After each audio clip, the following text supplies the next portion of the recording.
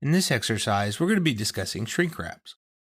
Now, the shrink wrap is really a subset of level of detail, but it's taking level of detail to repurpose it for multiple reasons. Now, the first intended reason was to take a very complex assembly and be able to send it out to either a supplier, a vendor, or a customer without giving away proprietary information. If you make a gearbox that people can order in a catalog, they may need to add that gearbox to their 3D model, but you don't want to give away your proprietary gear setup or connections or anything like that. They don't really care. They just care where the bolt holes are and how they attach to that gearbox with either their gear or shaft or whatever it may be. So you can use the shrink wrap command to create a level of detail that's simplified. Now, the byproduct of that, Inventor found, was that it creates a very lightweight, simplified model that people can use as a level of detail and actually have a much lighter assembly. This is great for these super large assemblies. What we can do is we can go in and we can create this substitute level of detail, this shrink wrap level of detail that takes a 1,000-part assembly and turns it into a single part. Put that in instead of the big subassembly. And what happens is your memory goes way down, makes it much easier on the video card, and makes it much quicker and easier to use. I have had some people tell me, though, that the memory doesn't really go down, and they didn't really see how that would work or whatever. My challenge to you is you take a very, very complex Inventor assembly and you shrink wrap it, and then you array that shrink wrap and see how many times you can rotate that around versus the exact same thing arrayed, 100 times or something like that. Even if the RAM doesn't say it goes down, trust me, your computer will run much faster with shrink wrap assemblies. So let's take a look at them. There's two ways of creating a shrink wrap. The first way is up here in the ribbon, shrink wrap or shrink wrap substitute.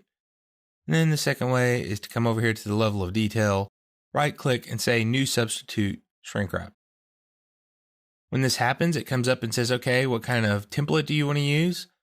We're going to use a standard IPT because that's the simplest, lowest common denominator we can use here, basically. I don't like to do the -1. I like it to be name_substitute. Makes it very easy to find if all your parts are together. Hit OK. And it brings up our shrink wrap options. Now we have a couple different options. First, we have our styles. So we can do a single body, merging out all the seams. If you have real complex parts, sometimes that's not good. It'll make it into one big blob. You can do single body, but keep the seams. You can do each as a solid body. And then single composite feature is the best one. What this does is it turns it into a bunch of surfaces that still look like a solid. So therefore, it's much, much lighter, much, much easier to calculate. It still will calculate weights and things like that, but it's a much lighter weight model. You could take and remove geometry by visibility. And basically what we could do is if we had a bunch of internal parts, we could say, if we can't see any of this part, go ahead and remove it. So if it's a gear inside my proprietary gearbox or motor or something like that, it'll go in and remove all those proprietary components. It'll remove things like ball bearings. If you have bearings in there that you can't see them, why have them? Go through and let it remove them. You can even remove parts by size.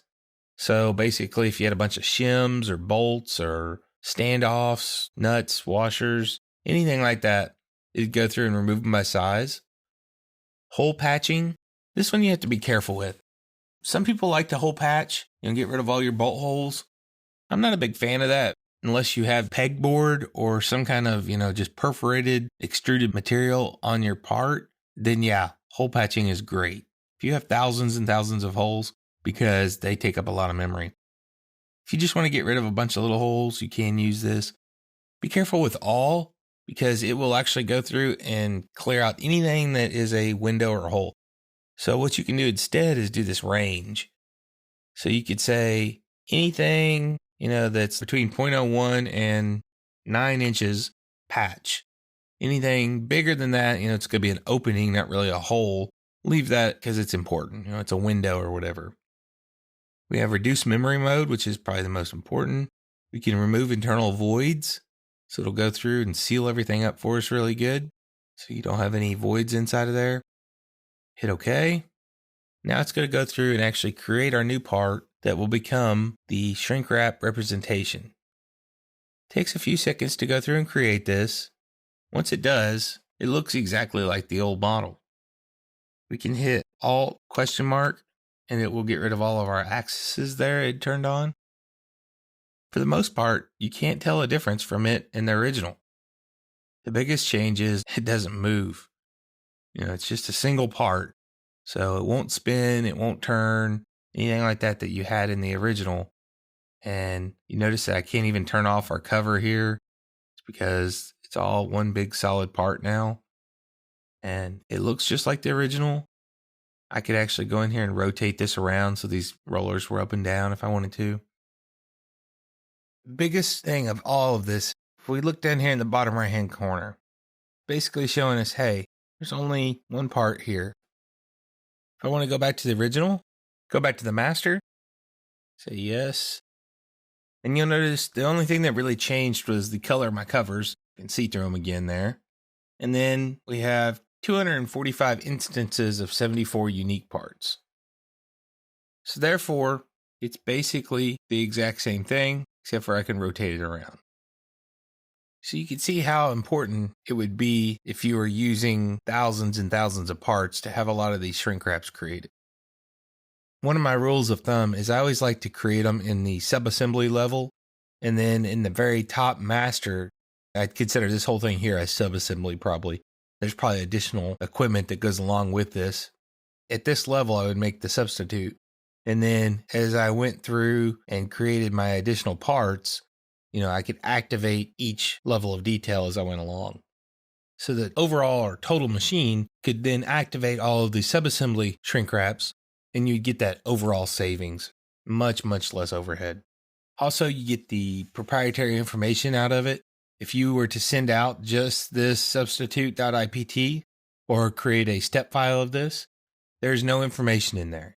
The only information in there is what you see. So any kind of internal components that are proprietary, you would not see, bearings and things like that. Now, if the way you mount things, for example, this bearing mounting into this plate, you're still going to be able to see that is there. Now, you can't tell too much about it, but if that particular component there is your proprietary component, you may want to substitute out just the big block that gets rid of some of that proprietary information. If not, you can send this out as is, and it's a much smaller file. It's easier to email. It's easier for your end users to use because they don't necessarily need all this information if they're just using it as a placeholder. If they're designing a building and this is going to go inside of it and they just need this model inside a rivet, they don't need to be able to, go in there and tweak the bearings. They don't care. They just need a placeholder so they know how much floor space to give it. So that's a very quick and dirty look at substitute shrink wrap. And it's a very powerful tool, but it's kind of like constraints. There's a lot of things that I can teach you, but when to use this versus something else, it's one of those things that you just got to play with and get used to on your own. You will see areas where this is useful. I've heard several users grumble and complain about this, but remember, there are kind of some rules about using this. This isn't magic, so there are some ways that you can use this that it won't work, and there are ways that it will work. So make sure you are careful in how you create it. For example, if you need this thing to be up and down, you want to make sure you create it up and down. You don't create it sideways. You go back and modify so that the shrink wrap will update. The other thing is if you use Vault, it's very hard to get both the substitute and the master, the full assembly in and out of Vault. What I always do is I create a dummy file that's a drawing that has both of them in it. And then whenever I need to check them out, I check out that drawing file, and that gets my substitute and my full assembly. Because otherwise you can only check out one or the other. You can't check them both out at the exact same time. But if you create a drawing of both of them, or if you have multiples, maybe you have 2 or 3 substitute shrink wrap models for each assembly, one of them just as is, and one of them has like the big block representation here. And then one of them has, nothing turned on and different things like that. Your different level of details with the shrink wrap. You'd create a drawing that has all of them in there. You'd check that drawing in and out, and then that would check in and out all the subcomponents.